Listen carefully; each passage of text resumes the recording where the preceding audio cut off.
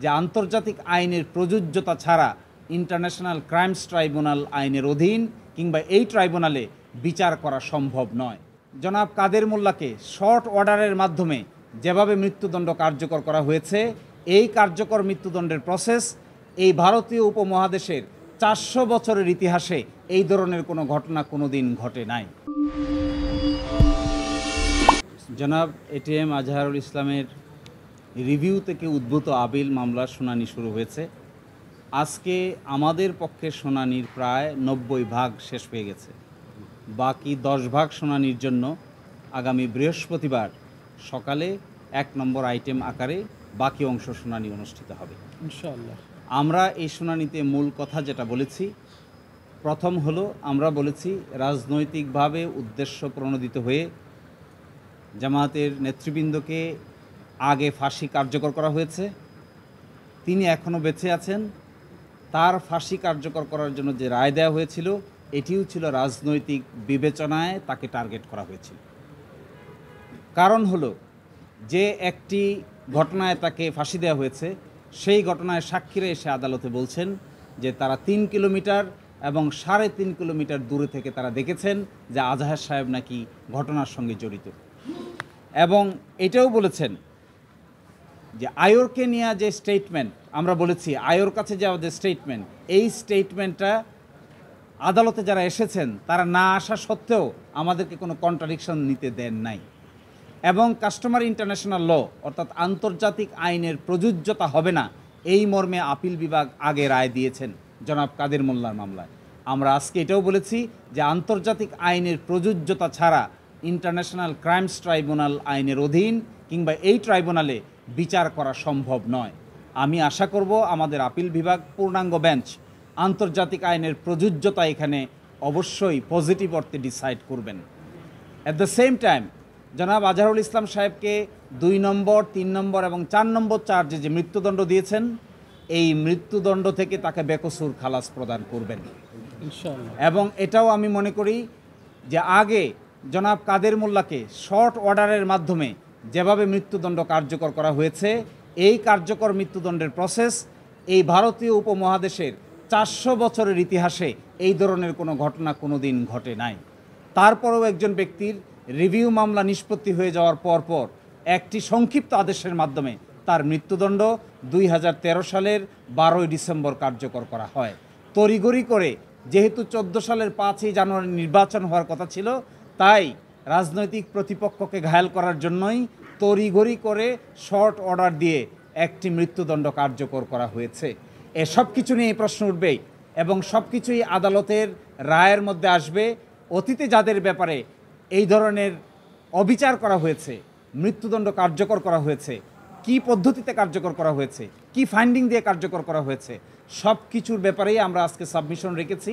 আমরা আশা করব আমাদের এই উচ্চ আদালতের পূর্ণাঙ্গ বেঞ্চ তাদের রায়ে এই সব কিছুর একটা রিফ্লেকশন থাকবে এবং বাংলাদেশে অতীতের করা এই বিচার ব্যবস্থার একটি সম্মানজনক সমাধান হবে। একজন সাক্ষী, যিনি 4 নম্বর সাক্ষী ছিলেন রাষ্ট্রপক্ষের, তিনি আদালতে এসে আমাদের ক্রস এক্সামিনেশনের জবাবে বলেছিলেন যে এটিএম আজহারুল ইসলাম সাহেব ঝাড়োয়ার বিলের ঘটনার সঙ্গে জড়িত মর্মে তার কোনো সম্পৃক্ততা নেই, এই কথা আদালতে বলেছেন। কিন্তু সেইটিকে অতীতের আমাদের আপিল বিভাগ এই নেইটিকে তার সাথে সত্য নয় বলে পড়তে বলেছিলেন আমাদেরকে। আজকে আদালতকে আমরা এটা দেখিয়েছি যে সাক্ষী যখন সুনির্দিষ্টভাবে বলেন যে তিনি ঘটনার সঙ্গে জড়িত নেই, এর মধ্যে অন্য কোনোভাবে পড়ার আর কোনো স্কোপ নাই। আর আরেকটি কথা, এখানে 6 কিলোমিটার দূর থেকে দেখছেন যে ট্রেন থেকে আমরা নামতেছি। আপনাদের কি মনে হয় যদি কোনো যন্ত্র ছাড়া 6 কিলোমিটার দূর থেকে কোনো মানুষ দেখতে পারে কোনো মানুষ ট্রেন থেকে নেমেছে কিনা, কাউকে গুলি করেছে কিনা, কাউকে অ্যাটাক করেছে কিনা? অথচ আগে কোনো দিন চিনে না, জীবনে কোনো দিন দেখা হয় নাই, ওই দিনেই প্রথম 6 কিলোমিটার দূর থেকে আইডেন্টিফাই করে ফেলে। আমরা বলেছি এইগুলো শুধুমাত্র বায়োনিক আই দ্বারাই সম্ভব, বাস্তবে কোনো মানুষের পক্ষে এই ধরনের কাজ করা সম্ভব না। আমি স্কাইপ কেলেঙ্কারির কথা বলতে চেয়েছি যে স্কাইপ কেলেঙ্কারির সকল ইমেল, সকল অডিও ডকুমেন্ট এবং সকল পত্রিকার রিপোর্ট, সব কিছুই আমরা দেশি বিদেশি রিপোর্ট আদালতের সামনে উপস্থাপন করেছিলাম। তখনকার দিনের ট্রাইব্যুনাল আমাদেরকে এই সমস্ত বিষয়ের উপর আর্গুমেন্ট করে বলছেন যে এগুলো আদালতের দেখার বিষয় নয়। অথচ এখনও পর্যন্ত সেই ইমেল কমিউনিকেশন, সেই অডিও স্ক্রিপ্ট এবং সেই আন্তর্জাতিক এই ইকোনমিক্স থেকে সব জায়গায় রিপোর্ট হয়েছে, এগুলো সবই আমাদের কাছে রক্ষিত আছে। যদি এমন হয় মাননীয় আপিল বিভাগ এগুলো দেখতে চান, প্রয়োজন সাপেক্ষে আমরা আপিল বিভাগকে এগুলো দেখাবো। আর দ্বিতীয় কথা আমি বলেছিলাম, সুকরঞ্জন বালিকে আদালতের সামনে থেকে একটি সাদা মাইক্রোবাসে করে আইনজীবীদের সামনে থেকে জোর করে ধরে নিয়ে যাওয়া হয়, তাকে পরে ভারতে পাওয়া যায়, ভারত থেকে তাকে সাজা দেওয়া হয়, সেখান থেকে তিনি বাংলাদেশে এখন বাড়িতে বসবাস করছেন। আমরা বলেছি এগুলো প্রমাণ করে যে ওই ট্রাইব্যুনালে যে বিচার হয়েছে তা সব কিছু হয়েছে অসৎ উদ্দেশ্য প্রণোদিত এবং কতিপয় রাজনৈতিক নেতৃবৃন্দকে সাজা দিয়ে রাজনৈতিক উদ্দেশ্য হাসিল করার জন্যই এই সমস্ত কাজ করা হয়েছিল।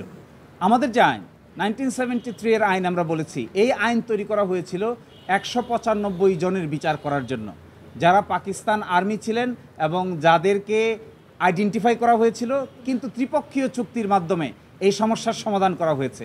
কিন্তু আজকে যাদেরকে সিভিলিয়ান আকারে ট্রাই করা হয়েছে, বিচার করা হয়েছে, অন্যায়ভাবে নতুন করে সাক্ষী তৈরি করে নিজের মতো করে ডকুমেন্ট তৈরি করে, আমরা বলেছি এটা সম্পূর্ণভাবে শুধুমাত্র রাজনৈতিক প্রতিপক্ষকে ঘায়াল করার জন্যই এই ধরনের উদ্যোগ নেওয়া হয়েছে।